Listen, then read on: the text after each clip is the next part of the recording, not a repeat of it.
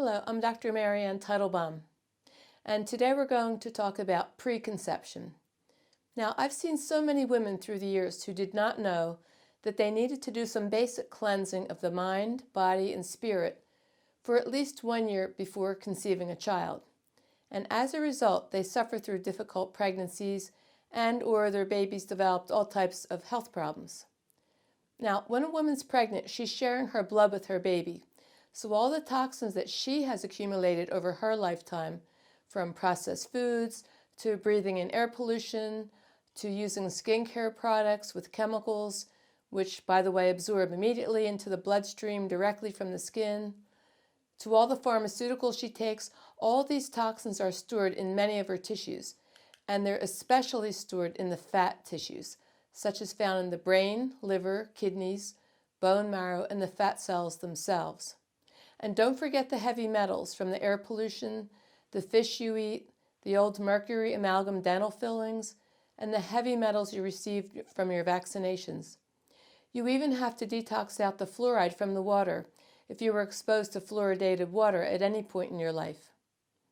Now, during the early childhood years, the child gets rid of the toxins that he or she acquired from their mother while in the womb by getting the early childhood diseases such as measles, mumps, rubella, and chickenpox. These diseases create rashes on the skin as these nasty toxins come out through the sweat pores of the skin, which is the largest organ of elimination. But even though it's not fun having these diseases, it is somewhat of a rite of passage which will help to develop a normal functioning immune system for the rest of their lives as they rid themselves of these old stored toxins that they received from their mother when she was pregnant with them.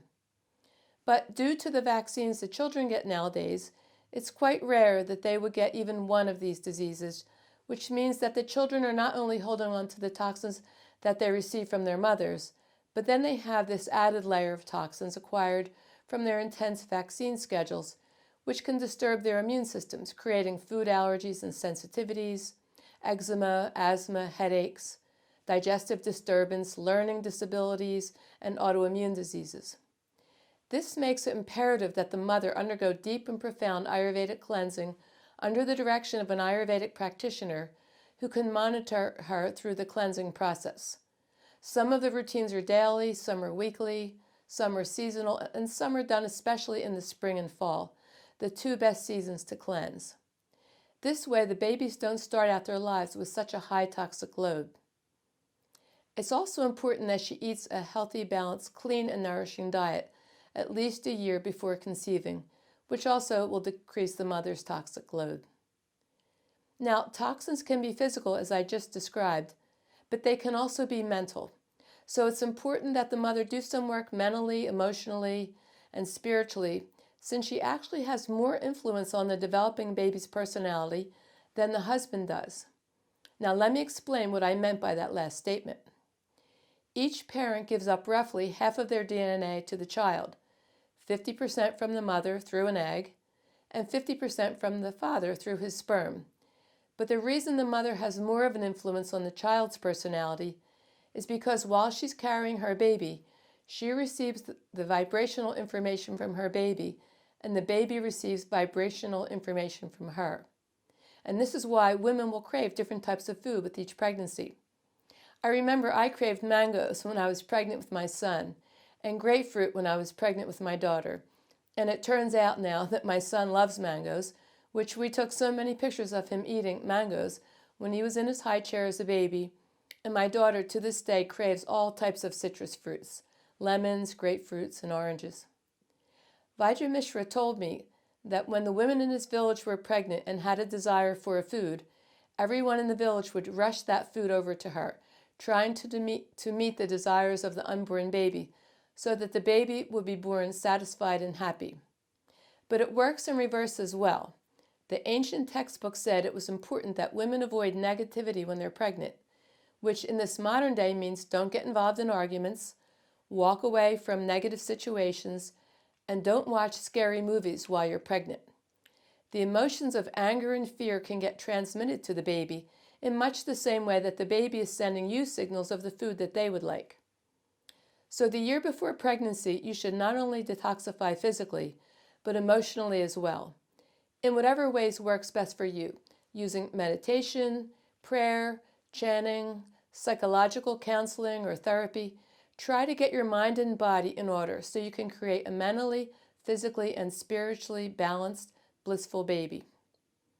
The ancient doctors said even the moment of conception was extremely important, that both the husband and the wife were in a blissful state of mind. They went so far as to say to avoid sexual contact if there was a loud, scary thunderstorm going on or bad weather, which would create fear in the minds of the potential parents and be transmitted into the developing embryo. They said both parents should bathe, use some herbs or essential oils to create a pleasant fragrance, sprinkle some flowers on the bed, use fresh bed linens, and express deep love and devotion towards your partner so that pure love is flowing at the moment of conception. They said the best time to conceive is during the Brahm Muhurt time of day. Muhurt is a Sanskrit name or a period of time which is equivalent to 48 minutes. Brahm means sacred or holy and is also the name of the Creator or God. Brahm Muhurt, therefore, means the time of Brahm, or a sacred time, when it's most beneficial to practice yoga, meditate, or to worship. Roughly speaking, Brahm Muhurt begins 96 minutes or 2 Muhurts before sunrise and ends 48 minutes or 1 Muhurt before the sun rises. The exact time of Brahm Muhurt can vary by tradition, though, with some describing it as the last 3 hours of nighttime.